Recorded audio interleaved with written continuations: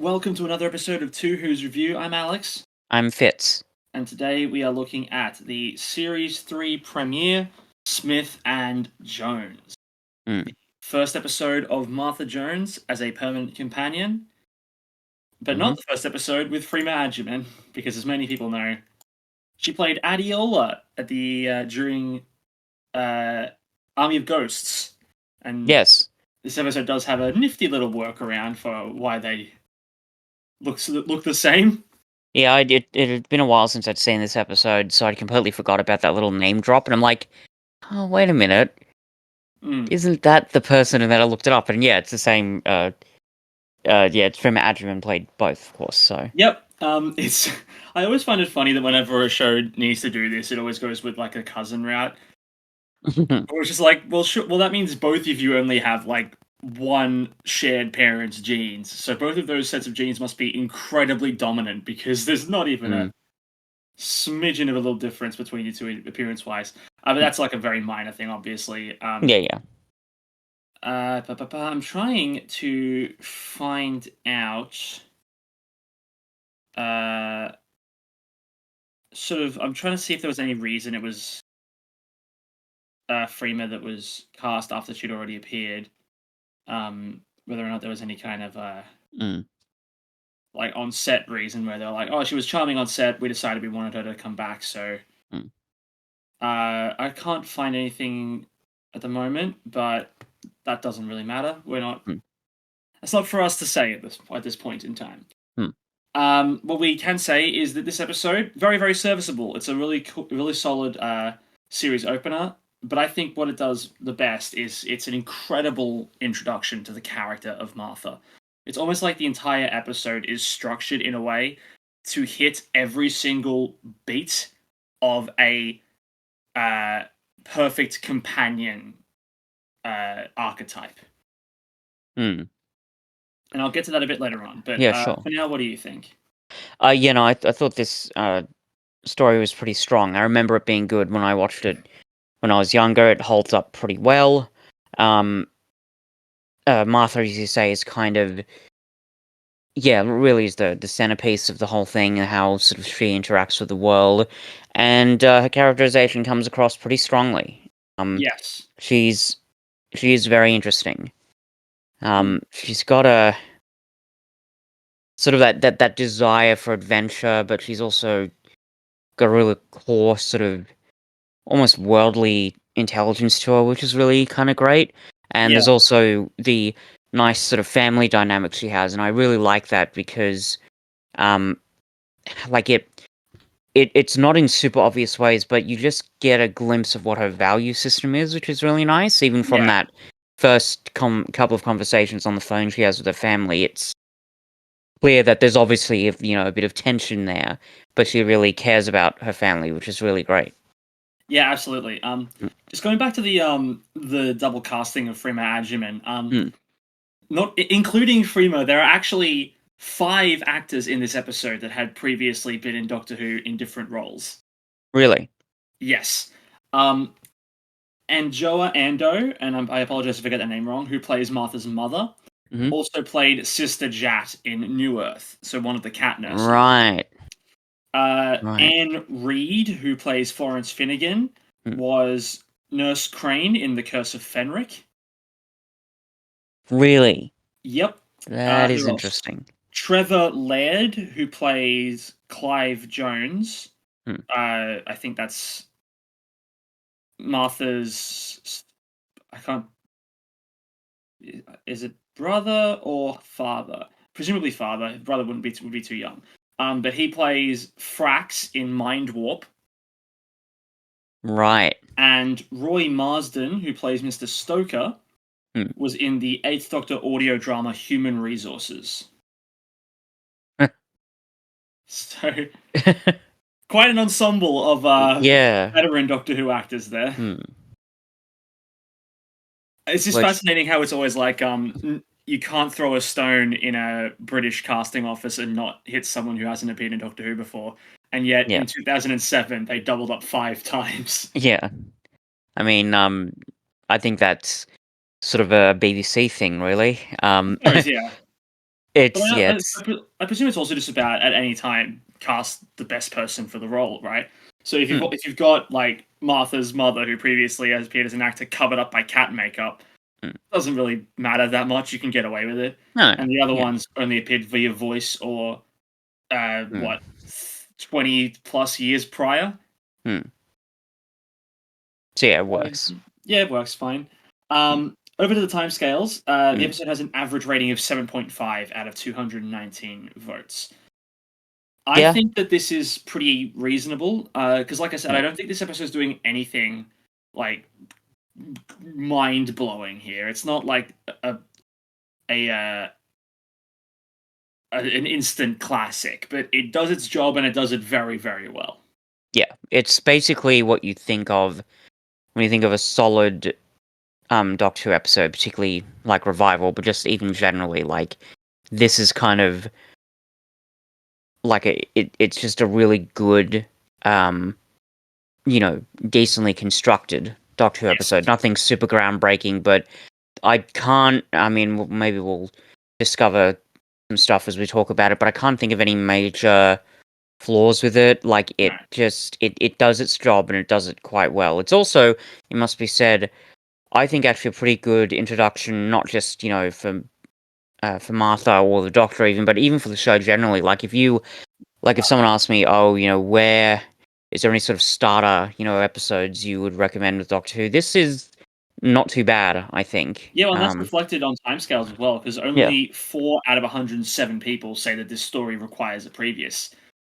And that's like very fair. The only stuff you miss out on is the Rose stuff with the Doctor referencing his previous traveling companion.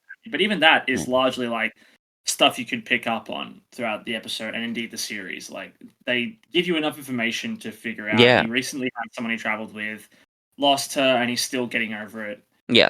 And for sure. As a result, he kind of we'll get to the Martha mistreatment later on. So for plot, this is a 7.5. I think that's pretty fair. Like I said, there aren't too many twists and turns. It is pretty much a point A to point B narrative. There is like an A story and a B story with the Florence and the Judoon, but both of them are pretty much singularly moving towards a common factor. And for a huge chunks of the story, they do take the backseat to flesh out Martha and her dynamic with the Doctor, which again isn't a bad thing. It's what the episode is designed to do. Yeah. But it does mean that in terms of like, it's not the most narratively intricate or juicy plot, and it also isn't something with too many relevant themes to touch on or discuss in much detail. Yeah, I mean, thematically, I think it does have some things to say, but it's nothing super new. This is stuff that I think has been probably done in Doctor Who before. In terms of it not being a particularly intricate plot, I think you're right. It's like pretty one track. That is, I think, possibly due to the location, because it's not quite a bottle episode, but they're all in the one hospital on the moon. Yeah. It's actually funny. Like I say that like that's normal, but for Doctor Who it kind of is. And this kind of goes back. Also jumping ahead a bit with the episode we're going to be discussing next week. This is mundane by comparison. Yeah, I mean, look, it's, as I've said before, Doctor Who is a show where, barring certain elements of, budget or time constraints or censorship, you can kind of get away with almost anything. So if you say to somebody, "Oh, I was watching the show the other day. There was this hospital, and it like got taken to the moon, and there were like these rhino aliens who were looking for some sort of vampire alien fugitive, and there was time travel and stuff." Pretty average episode.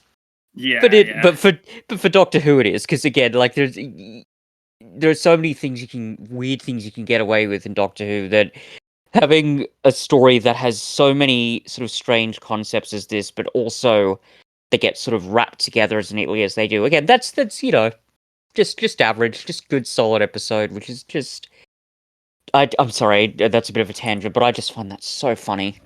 That this is what is called normal, which is just kind of great in its own way. But anyway, the point is, like it's a basically solid episode. Plot not super intricate. There's a couple of neat little twists here and there near the end, but it's pretty, as I say, quite one track. It's all heading towards the same sort of goal.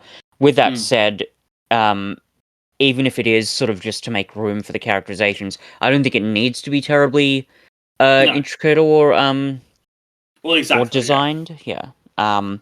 Like it is what it is, and what it is pretty good. Let's put it that way. There's certainly like very few things that it does wrong.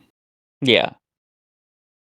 Yeah, there's certainly no like narrative inconsistencies that I think, oh, well, what's going on there? That I can think of, but 8.2 for acting. Yep, fair. Yeah. The only thing that I can think of is that one or two extras are a smidgen over the top. Not that I particularly fault them. I actually do quite like that the majority of background characters that we see are just losing their shit, and rightly so, having been teleported to the moon with no way back. I can't exactly fault them for freaking out like it's the end of the world, because it is the end of their world. But there are like one or two that do it a bit too much, I think. In the sense that it's actually like physically distracting when it shouldn't be. I guess. I mean, there's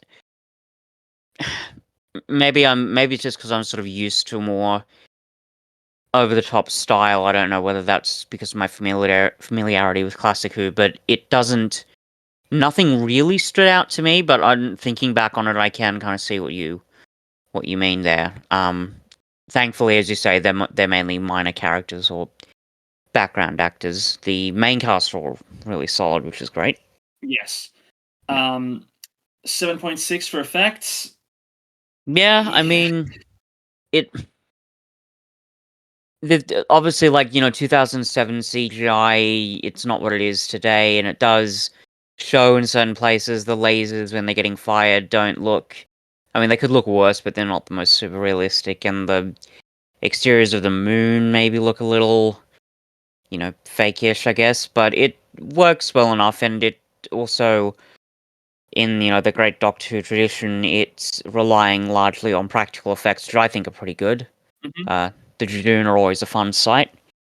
Yeah, the Judoon are pretty impressive. I think I saw someone make the note that the mouth movements aren't always like that lined up with what the dialogue is, whether it's in the Judoon OOO language or when there was simulated English. But that doesn't really bother me. Yeah, no, it doesn't. It works well enough, and especially I think for the time and for the budget, it's pretty impressive that they are able to devote that much attention to sort of, practical effects and animatronics, which is really great. Yeah. Yeah. 7.6. Oh no, I just did that one. 7.8 for replay value. Yeah, I mean, it certainly didn't get really get worse for me on repeated viewings. No.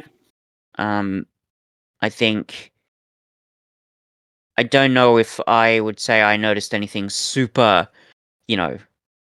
detailed on a second viewing, but it certainly didn't get worse. Let's put it that way. No. Okay, jumping in, we should start with Martha because that is the focal point of this story. And I mentioned that the episode feels like a paint by numbers of introducing a companion and have them show their worth to show why they deserve a place on the TARDIS. And it's like absolutely the case. Like, she demonstrates every single quality that is required of that role. She demonstrates ingenuity by recognizing that the air doesn't rush out of the windows immediately after they arrive. She demonstrates the adventurous quality by deciding that it's worth going out onto the balcony to see if they can, in fact, breathe out there. She demonstrates compassion and respect by closing the eyes of Mr. Stoker after they discover his body. She demonstrates bravery by staring down the Judoon as the Doctor needs more time to distract Florence. And she demonstrates critical thinking by figuring out what the Doctor's plan was. And she also demonstrates self-sacrifice by giving up the last of her oxygen to revive him. Like, it's literally everything you need. Yeah. Pretty much. But what helps is that she's more than just those attributes in this episode. Like, she clearly has a character of her own. Yeah. As well as all of that stuff. One of my favorite aspects of her character in this story, and it's something that is kind of understated as the series progresses, but I think it's important that it's shined a light on here. It's her what's the word? Doubtful nature, I guess. How she has to be like shown with evidence. Oh, yeah, like her skepticism. Skepticism, yes, exactly. Like, you know, being told that the doctor's an alien, and then she has to see it with her own eyes. I like that stuff because it's the kind of thing that you would expect from a medical student. They would have that more rationalized perspective on the world, like trying to see things for within the worldview that they've developed up to that point. But then when new information comes along, i.e., new sciences, new hypothesis, she's willing to go along with it when she sees the evidence. Like that's really, really good stuff. Yeah, and it's that element is even sort of established early on with the scene where Mr. Stoker is taking the med students around and they see the patients, and I think when they're Florence is the name of the villain, yeah? No. Florence Finnegan, yeah. Yeah, okay. Well, when they see her, like, they're trying to figure out what's wrong with her, and I think Mr. Stoker sort of reprimands them. It's like, oh, well, you could have figured this out if, you just talk to the patient and things like that. So it's sort of being built even, that early on, which is really kind of great. And it only sort of continues to grow throughout the episode, which is really good. Yeah. It's something that I haven't noticed until this watch, but I was never a fan of the scene when Martha tests the doctor's heart and moves across to the right side of his chest. I was always like, well, why'd you do that? But on this watch, I was able to actually hear the first time she tests where the heart actually is. You can actually hear the echo of the second heart, and that's what prompted her to move.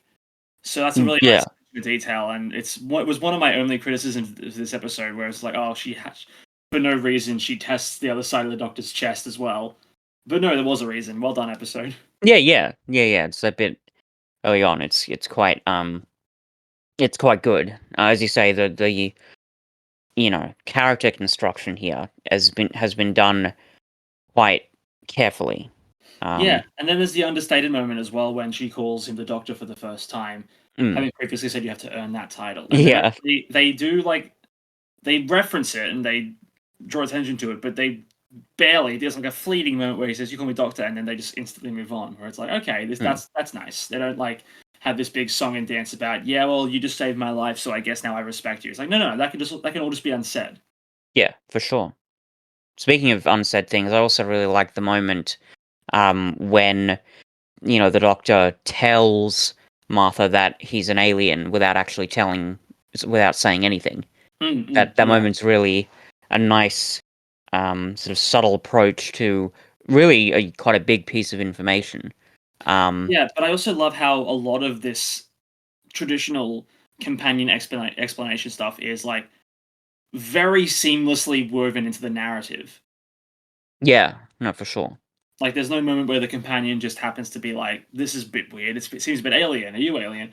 No, the Judy are actively searching for an alien fugitive, so of course that puts the Doctor at risk. It's really, really clever writing, actually, and it's something that I think is largely, underestimated about this episode, in that how well this, again, simple plot does to weave itself into characterization, development, and also, just be entertaining on its own as well.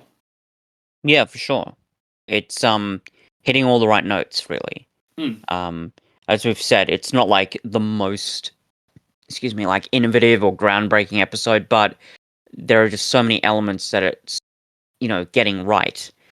I think we've both said the RTD era, and especially the scripts that he wrote, weren't the strongest elements in his first 2 seasons, but this is kind of what I was expecting from those RTD written episodes in those first 2 seasons.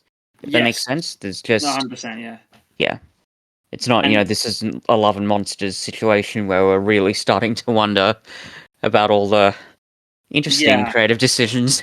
And I do wonder if this is kind of a herald of what everyone remembers RTD1 to be, where it was just, with 1 or 2 exceptions, just hit after hit after hit after hit of episodes. Because up until this point, it's fair to say they've been kind of hit and miss. Yeah. Even within the episodes themselves, there have been good elements, but then there's been other stuff that hasn't worked as well. Yeah, and look, I am sort of classifying a miss as like a 6 out of 10 because I don't think we've given many 5 and belows, especially in season 2. But Yeah, they have been there, and they are worth pointing out. That for sure. But I do wonder if from this point onward, we're going to start to see that discrepancy go up a bit, where the average gets to skew more towards a 7 or an 8 as opposed to a 6 or a 5. Because I think this is largely what everyone remembers about RTD1. And it's also worth noting that this is the first appearance of David Tennant's blue suit as the 10th Doctor. This is the first time he wears it. And it is an iconic look for the character in that it often precedes the traditional brown pinstripe number as his standard costume. Yeah. Yeah, for sure. So clearly, a lot of people's fondest memories of this character are from the back half of his run. Yeah, no. No, that makes sense. I mean, we've got season 4 to get through. That's a whole other thing that I'm sure we're both very excited about. But yeah, I think even when we started this podcast, going into RTD1, yeah, this is sort of what I was expecting from the beginning, and I was surprised a little bit with season 1, but especially with season 2, how, as we say, hit and miss some of his episodes were. And I think it's one of the reasons why, when we looked at Love and Monsters, I suggested, is RTD a better showrunner than he is a writer? Well, maybe that's true, but this is certainly an example of some of his stronger writing. Maybe not finale of season 1, but still, there's a lot of sort of RTD strengths sort of just coming through here, which is really great. Yeah, and talking about the Doctor, it's a strong episode for him as well. He's obviously got... It's a slightly different situation for this character in which he can't just run into the situation and claim authority because there's a danger to that happening. He might be confused for the fugitive. So it's a really like from the shadows kind of approach that is not uncommon, but not the standard practice for this character. Like, normally he'd be running right up into the Jadoon's faces and saying, these people are under my protection. If you want to find the alien fugitive, there's a way you can do it without resorting to violence or intimidation. But that's not possible here. He has to take a different tactic, and it's interesting to see the Doctor on the back foot like that. Yeah, it is kind of intriguing because, well, yeah, I mean, as you say, being very upfront and directly confronting the problem, that is a very Doctor thing to do. But the way the episode's constructed, it doesn't allow for that. But, it's one of those things where the limitations actually can inspire, more creativity, which is really great. Yeah, I just love his performance when he's pretending to be the hapless human. Yeah, that was funny. Episode. It's a really, really, really funny performance, and like he sneaks in so many little affectations to make that human character seem just like so completely real, but also witless. And what I also love is that it's a complete contrast to how David Tennant chooses to portray the actual human Doctor later on this season. It's like very, very different takes on the Doctor being human, which is so fascinating, that range that David Tennant has. Yeah, for sure. You wonder, like, was that deliberately foreshadowing what would happen in Human Nature and Family of Blood? It probably was, especially given this is an RTD script. I assume he would have planning it fairly early on, but maybe. I mean, especially considering that story directly ties into the Master reveal in the finale. Like, that isn't just like a one-off story that a writer penned and then he decided to weave in a thing. No. This was like the whole plan of the season going ahead. RTD didn't write Family of Blood and Human Nature, did he? No, he didn't. No, I thought not. Still, that sense of forethought, I think, is starting to come through even in this story, which is definitely.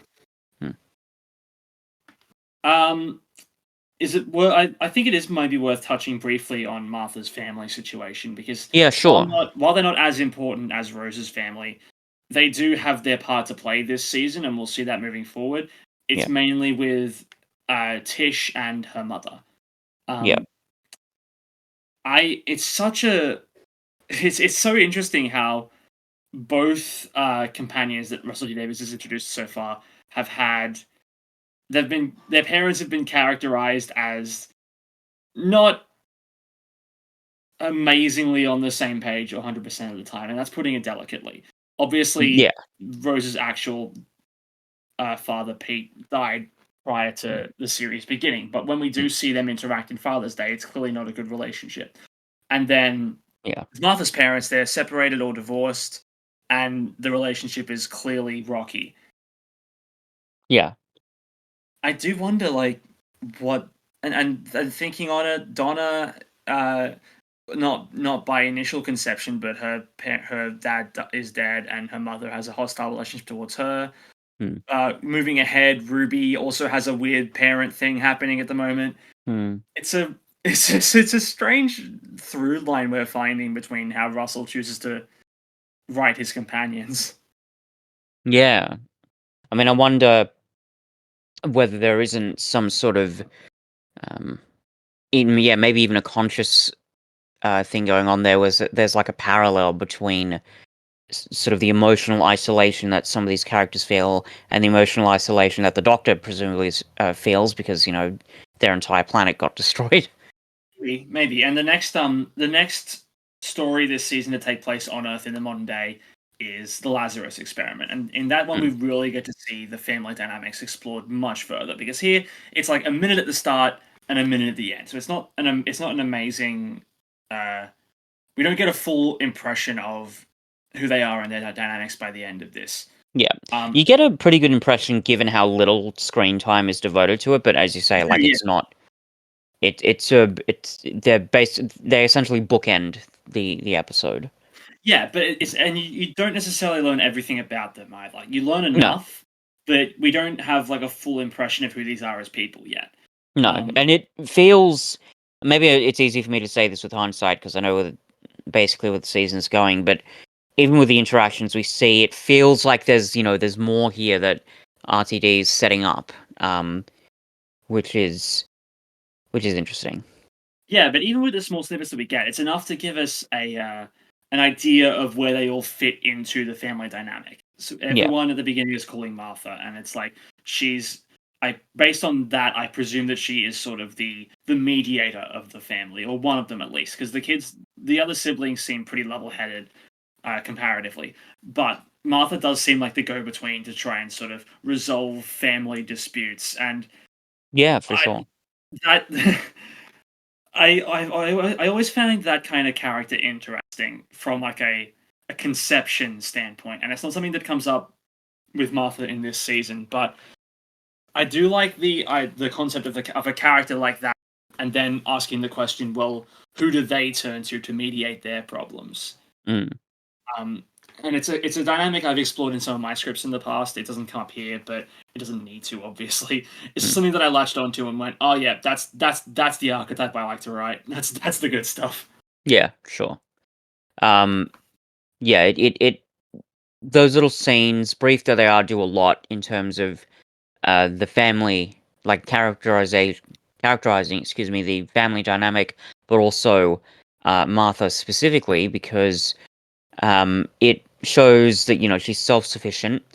She seems to you know I don't know if down to earth is the exact phrase for it, but she seems to try to be more alert than other family members, maybe because she is this sort of mediator figure.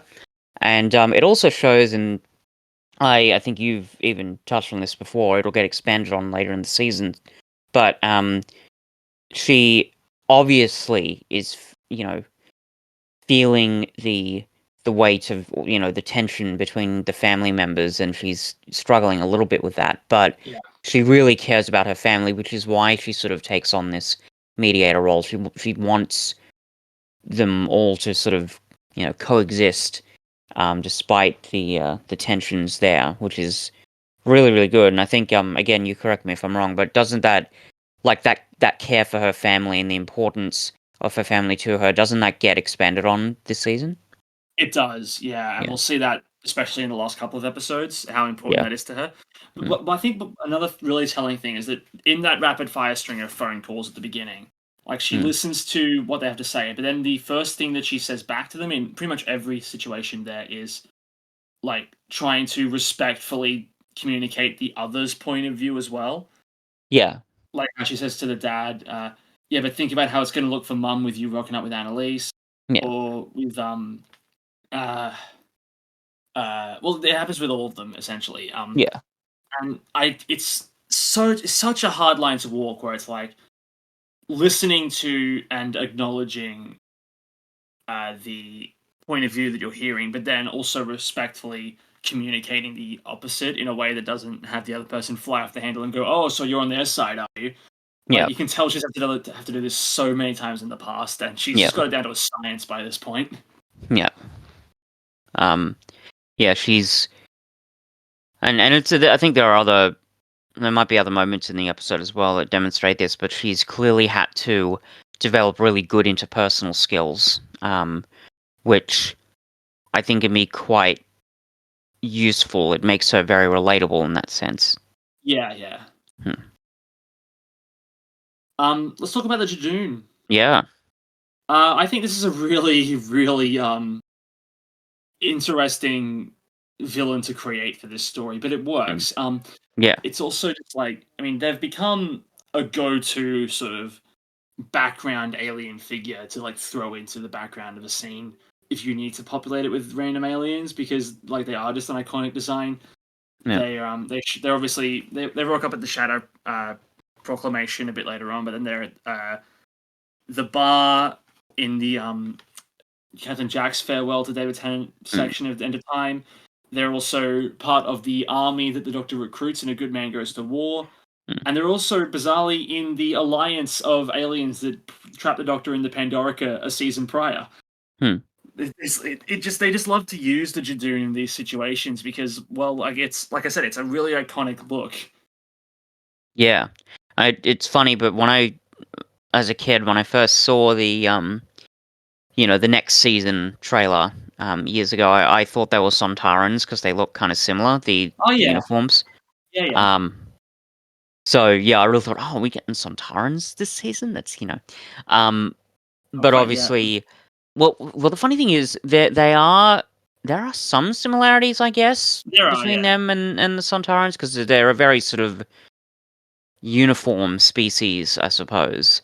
Yeah. And they're they're kind of terrifyingly single-minded. Yes. Imposing their very swift version of justice, which is Mm-hmm. really disturbing for a number of reasons. But they do differ slightly in that they're police more than they're military, but they still have that kind of terrifying, kind of domineering presence. I think they work because they, among other things, they're like a good counterpoint to the Doctor's value system. They're very by the book, but in a really horrible way. And I think, even though I don't think in this episode the Doctor super, confronts those discrepancies, it still makes sense that this would be, an enemy for the Doctor. Yeah, and it works quite well. It's a really subtle way also of addressing the problem of police militarization.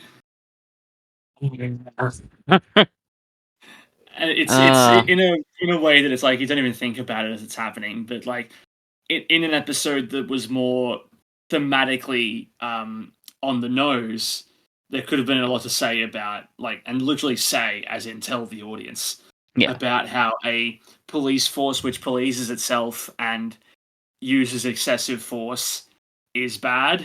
Yeah, for sure. In ways that would be incredibly relevant to a lot of the stuff that would come after this episode's airing. Mm. And it's almost weird that we did get a Jadoon episode in the Chibnall era and it didn't do that. Yeah. I honestly Funny respect how that works. Yeah, if only because that episode was largely focused on baiting the audience with a mystery that would punish you for trying to solve it. But we'll get there eventually. Do we have to? I suppose we can just like cancel the podcast after Nikola Tesla's Night of Terror, but then we don't get to talk about Haunting of Via Diodati or Village of the Angels. So yeah, that's true. Swings and roundabouts. Yeah. But no, like the Judoon in this, it is interesting that even though we do see them be like very, very brutish and single-minded, they do still have the code that they follow, like giving Martha compensation when they erroneously like. Yeah, that was funny. Yeah, in my mind, it's like, okay, so you've shown that you're willing to like immediately execute someone for like physical assault, but then like close proximity to who you might think is the fugitive gives compensation. Like they're obviously very different situations, and it makes me think like bizarrely, I can imagine the Judoon based on those two interactions having an insane amount of red tape and regulations, but just twisted versions of those. Oh, for sure. Yeah. Absolutely. Yeah. They are who they are, I guess. They're stomping around with their scary lasers. Yeah, the fact that they give Martha what I assume is like, I don't know, galactic credits or something. Oh, something like that, yeah. That's just funny. Interesting. That never comes up again, does it? Like Martha never. She never finds a place to spend them. No. Yeah. Wonder what would have happened if they did. That would have been an interesting twist. Anyway, maybe she still got them, and we can cash them in later on when Martha rocks up again because I want her to. Yeah, for sure. But it's also the back to the Judoon's code. Them choosing to save the hospital. The hospital, not the restaurant. I clearly got something on the brain. The saving the hospital at the end. The doctor highlights that if the Judoon discover that or decide that the hospital is guilty of harboring the fugitive, they'll just like, if not execute everyone in the hospital, just leave them to suffocate, or as it turns out, explode via MRI. But I have a feeling that a part of the reason they chose to spare the hospital, even though they didn't save it from the MRI, choosing to save their own skins in that instance, but then realizing that the MRI had been fixed, then they send the hospital back down. I think a huge part of the reason they did that is because Martha was like directly responsible for finding the fugitive, and she's the one that points it out to them. Again, it's not something that the episode highlights. The episode itself just like has the doctor being like, "Come on, please, you do and reverse it," and then they do. But I do like to think that the reason they did is because one of the hospital's residents was like instrumental to them finding the fugitive, and then they go, "Okay, I guess they're not guilty now that they've been spared from this explosion fate. We'll send them back." I think that's nice. Yeah, it's an interesting look at their twisted value system. That seems to deal out justice arbitrarily. That's really interesting, isn't it? Yeah, absolutely. Oh dear. Anyway, so that's the Judoon. Yes. They're on the moon, and pardon, in a platoon. Yep. In a platoon. Yep, that's true. You talk about Florence now. So about what, pun? Florence, the plasma vault. Yes. Our main threat for this episode in an episode populated by hundreds of walking, talking rhinos. Our biggest threat is a little old lady in a nightgown with a straw. With a straw, yes. This is one of those elements of Doctor Who where it's like you either find it ridiculous or you don't. I can treat it with the severity that it is trying to communicate for the most part, if not just because the episode knows that the straw is silly, but it treats it so seriously. Yeah, well, it kind of goes back to that thing that I've talked about before, and we definitely saw this in The Giggle, but it's something that happens in Doctor Who quite a lot, where a lot of the concepts and even imagery are they're both as funny as they are scary, and that's a very, it's a very hard line to walk on, I think, when you're Yes. going that route. And I think certainly it's very admirable here and in other places as well that RTD manages to pull that off as well as he does. Because I think he knows that at its core, Doctor Who is a bit of a campy show, and Yes. it always has been. And but at the same time, it's always had this kind of weird sense of menace to it. I mean, it's why we have the, whole hide behind the sofa idea with this show.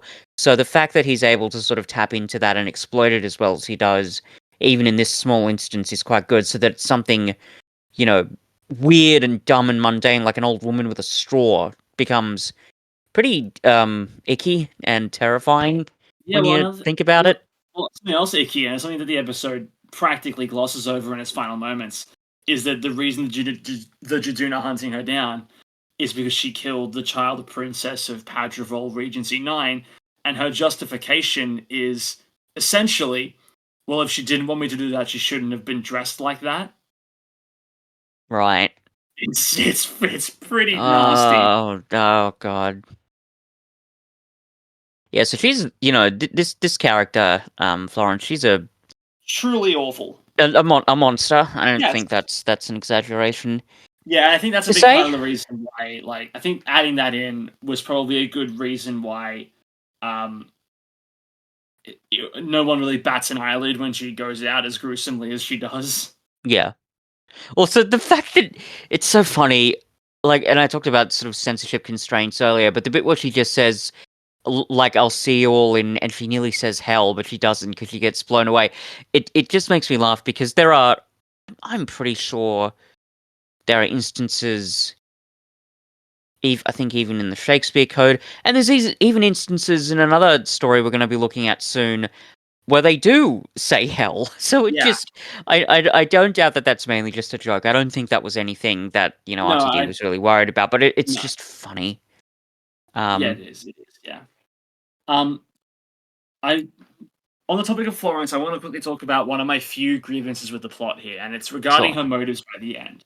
Mm-hmm. In order to escape the Jadoon, she decides to ramp up the radiation or electricity or magnetism or something like that of an MRI. Yeah, the magnets of the MRI. Yes, and in doing so, fry the brains of everyone in the hospital and on the close side of the Earth.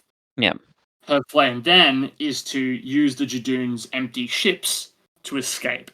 Hmm. The episode does nothing to communicate how she would be able to. Well, it says that, okay, I'll be safe here, sheltered from the blast. Fine. What it neglects to mention is how she plans on getting from the hospital to the ships themselves, when that would require her walking outside of the force field that's protecting the hospital and directly onto the surface of the moon. And Yeah. they do mention that this force field is keeping the oxygen in. Yeah, for sure. And it's clearly she doesn't need oxygen as much as humans do, just same as the Doctor, because by the end she's able to scream at the top of her lungs, do all this movement, and she's not being affected by oxygen deprivation. Fine. Yeah. But something else that the force field is also clearly keeping in is the heat. Yeah. So walking and the Jadoon ships park a ways away, so I presume then her biology would be able to allow her to survive this. Yeah. But, if so, the episode doesn't really do anything to communicate that. And also, that is an insanely overpowered alien in that case. Yeah, and there's also, with the moon, there's the lack of gravity. I mean, how would she not float away into space at that point? These are, as you say, they're just little things that haven't quite been thought through completely. Because now that you mention it, I did forget that the force field ends quite a way away before, the Jadoon ships, where they're located. Pretty close to the hospital, yeah. Yeah. So, yeah, that is a little weird. Yeah, I won't lie. It's one of those things where the episode is well constructed enough so you don't notice it that much, but it's just one of those little sort of scientific inaccuracies where, once you've pointed out, it's hard to sort of unsee it. Yeah. Sense. That's So like really my only grievance with the story, and it comes right at the end, and it's like a throwaway detail. So like, yeah, for me, it's like it's not a big ruiner thing. For me, it's just like, oh, you came so close. yeah, to being that solid. But yeah, it's unfortunate. And it wouldn't have. I don't think it would have taken a lot to sort of fix up in the plot if they could have worked in some sort of weird scientific concept, or you know, maybe she could have taken some of the Jadoon's technology and extended the force field. It could have been any number of things. Um, Still, as you say, it's not great, but it certainly doesn't ruin the episode. No. No. And I do have to say, I actually do like the sort of, the time limit that they place in the episode with the lack of oxygen. I think it's used quite well. It's It is. Yeah. a little bit of scientific accuracy that is used well, that I think a story like Underworld, for example, probably could have used. Yeah. So, Yeah. it's nice having a Doctor episode that's good. So we ranked that episode. We rated it. We moved on. Why would you make me relive it? I don't know, Cuff. We've been friends for a long time. Let's just call it good-natured ribbing. Okay. If you want to see it like that, I won't stop you. Yeah, looking at Underworld, that wasn't a great idea, was it? Anyway, that's a whole other bit of trauma that we're not gonna keep revisiting. Something else I want to briefly touch on is I do like how it's like we mentioned the extras being panicked, but it's clearly not all of them. Like there are a handful of people, hospital staff and patrons alike, who are clearly holding together better than others. And one of them that gets a light shine on them is the character of Oliver Morgenstern, who ends up sort of becoming like an ambassador, I guess. Yeah. For the people in the hospital to the Jadoon, like he sort of becomes like he tags along with them and helps to calm people down, understanding that they don't have any violent intentions towards them directly. It's actually quite nice to see. Yeah, you wonder whether it works because you wouldn't want too many of those characters because it would be a bit unrealistic, but it also does make sense that there'd be at least one character who can sort of handle that sort of dynamic. You even wonder whether this guy is, maybe part of HR for the hospital, or has maybe done some, press work for the hospital, or Well, he's one of Martha's fellow medical students. We see him in the beginning. Oh, right. Okay, I thought he was one of the senior doctors. Okay, no. Right. I think it's more of a commentary on the state of the world at this point. Because like they've clearly gone through some very public alien attacks over the course of the last couple of years, and the government is clearly doing things to pretend that they didn't happen, but there are obviously some people who don't believe, some people who do. And he's obviously someone who believes, so he comes around and like is able to communicate with them quickly without going, "Oh my god, aliens!" But he's also like, he's got the confidence, and it makes me think that he must have had like a close contact at some point. Maybe he had a relative who walked onto the rooftops in Christmas that one time, or maybe he was died at Canary Wharf. At Canary Wharf, maybe he was in central London when the Christmas Star attacked. Yeah, I don't know. It's just like that small, and this is going to come to a head in the Mr. Saxon arc with the people not believing in aliens, the government, trying to protect them, or quote unquote. But yeah, I know it's just an interesting part of the world building where even now, and with Annalise's character at the end, there are still like every episode it sort of partially resets the status quo so that in the future we can still have people go, wait, aliens are real? Yeah. Yeah, it's a nice sort of tension, and also sort of, as you say, laying the groundwork. Because I think it's one of those discrepancies with Doctor Who, because there have been so many weird things that have happened in, human history, in the Doctor Who, in the Whoniverse, but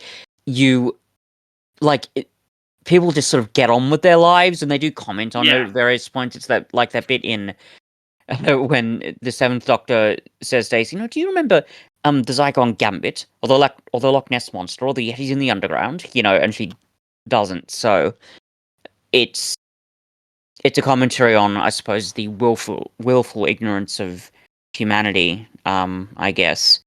Yeah, and it touches on stuff the Ninth Doctor said as well. It was like, you're willing to believe it's something invisible, but there's something staring you in the face. Nope, didn't see it. Yeah, I think it's good that RTD is sort of tapping into that, because it is one of the elements that would be a bit unbelievable for Doctor Who. Again, it's sort of going back to walking those thin lines very carefully, but by sort of integrating it into a story like this, it works, which is kind of great. I also find it humorous that the government chose to cover this up by... Look, I sound like a conspiracy theorist. Oh, the government's covering up everything. No, but clearly, like, the statement that they issued was that everyone in the hospital was drugged, and that's why they were seeing things. But, like, the hospital still, like, visibly disappeared. Like, there's news footage of the crater. Where do they think they went? It was, mass hysteria. And sure, yeah. And those were fake videos. The BBC was hacked, and God.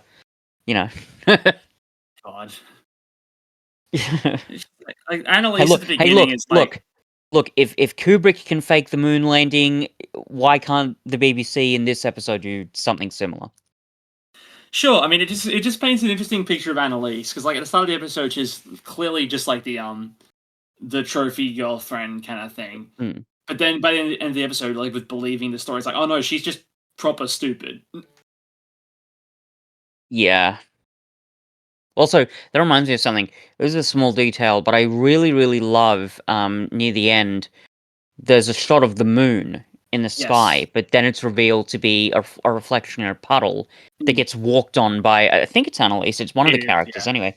And that's great, because it's just a little visual detail that they've included in this episode that really elevates things for me, because it's like it's saying, this is the wide, wonderful truth of the universe that we've just experienced, and that Martha would sort of continue to experience. But then there's, the humdrum of human life crashing into it, which is just really, really great. I think I really, really appreciate those little visual details. So anyway, yeah, that's something I wanted to bring up. Yep. Do you have any more little things like that? Because I think I'm pretty much done. Yeah. Yeah, I think I think that's about it. There's nothing that I can really think of. No, it's I'm giving this episode a solid 8. It does its job, does it well, and it's just a really, really good Doctor Who episode and a fantastic introduction to a very underrated character, Annalise. I'm a bit torn, because I think I'm trying to compare it to the different 7s and 8s that I've given. Like, an 8 for me, would it have to be a bit more innovative than what this is doing? But then again, if I look at some of the other 7s, it's tough.